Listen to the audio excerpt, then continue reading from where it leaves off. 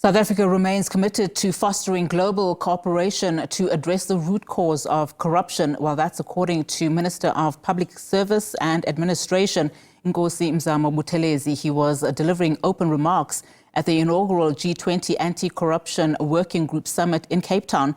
The meeting will focus on key priorities that are in line with South Africa's G20 presidency theme and the G20 Anti-Corruption Working Group Action Plan for 2025 to 2027. South Africa, therefore, remains committed to fostering global cooperation in addressing the root cause of corruption. We remain committed in strengthening mechanisms for good governance, transparency, and accountability. Corruption is a multifaceted problem that manifests in various forms, from the misappropriation of public funds to bribery and nepotism. It's both a cause and a consequence of poor governance, as it flourishes in an environment where ethical leadership is absent, financial controls are weak, and where accountability is lacking.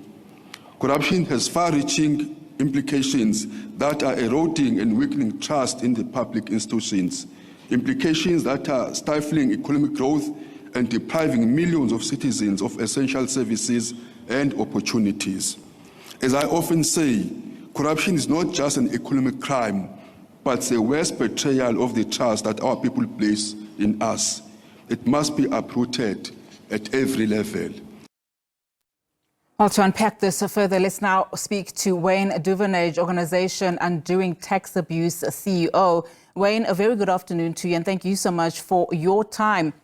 So just having listened there to the Minister, what are some of your expectations then during this inaugural G20 Anti-Corruption Working Group? I mean, it does come at a time when global corruption continues to be a threat on democracies. How important do you think this particular working group summit is, especially for South Africa? Yeah, hi. It is very important for South Africa because it is a hindrance to our economic growth as a country.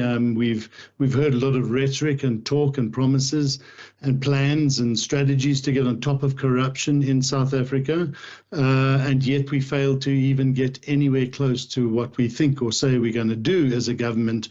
So this has been on the cards for some time. When President Ramaphosa came into office back in 2019 on the ticket of an anti-corruption drive, here we sit today with corruption embedded and entrenched more than ever before throughout our public sector. It hasn't gone away. It wasn't just a state capture issue.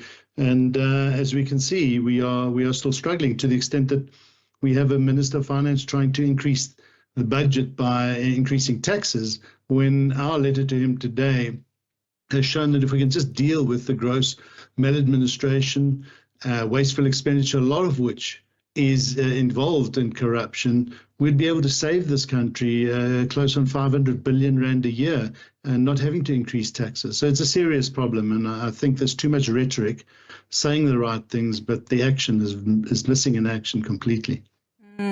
And now, one of the several priorities that have been identified, key priorities, one of them is strengthening the public sector, by promoting transparency, integrity, as well as accountability. I mean, these are just some of the issues that were highlighted even during the Zondo Commission when we speak about good governance. I mean, what do you think it will take for us to reach that kind of level where we see good governance across the board, not only in the public sector, but also in the private sector as well? Yeah, look, the private sector is the other side of the corruption coin when it comes to our taxpayers' money and the spending in government. But we always go after the checkbook holder, that is government, who are allowing this corruption to take place, often part of the problem, or just not doing their job in oversight. So yes, to the point that you make, this is a fundamental issue, the lack of transparency, the lack of provision of information. I can tell you now that every single government department that we request information for, that information you and I should be easily able to access on government's websites, we get the runaround. We end up having to go to court or the information regulator on virtually every single matter. And I'm talking about in the various sectoral education training authorities, that's the CETAs, at SANROL, at NSFAS, the list goes on and on. And it really is sad that we do not practice what we preach around transparency, oversight.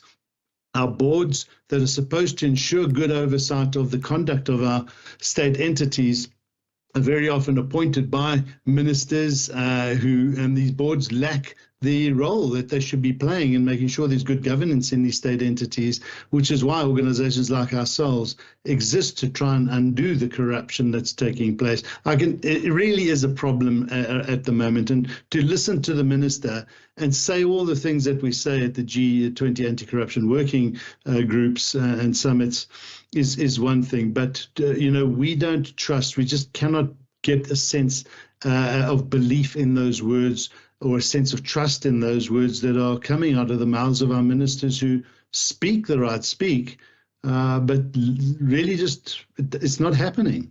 And I want to stay on that point in terms of just the level of trust and, in fact, the trust deficit in this country when it comes to our country's leaders. I mean, not only just in the public sector, I might add, but having just listened to the minister, Minister Inkosi Mzamo Buthelezi, in his opening address of this particular summit, highlighting again the importance of ethical leadership to uproot corruption. There we go again in terms of just the kind of leadership we need. I mean, when you look at our pool of leaders currently, how long a road do you think we have in getting to a level of the kind of leadership that is, number one, not tone deaf in terms of what the people on the ground need? Yeah, exactly. What we are looking for is ethical leadership, strong leadership, by the way, because so many times when corruption is uncovered and civil society uncovers it, the people that are involved and implicated get let off the hook, get a slap on the wrist, and allowed to sometimes resign, and then nothing happens. The book should be thrown at them. And ethical leadership is about holding people to account meaningfully, so that you can build trust in the people and say, okay, now we see you taking action, but it doesn't happen. And very often what we see, it's because the people who've been found wanting who were put in those positions by senior leadership in government.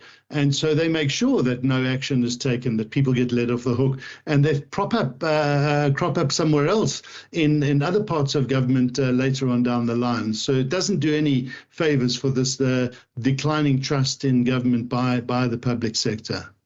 Well, by the public in general, yeah. Yeah, I guess a lot of hope then on the outcomes of this particular summit. Yes. But Wayne, let's leave it there for now. Thank you so much for your time. Wayne Duvenage is the CEO of the organization Undoing Tax Abuse.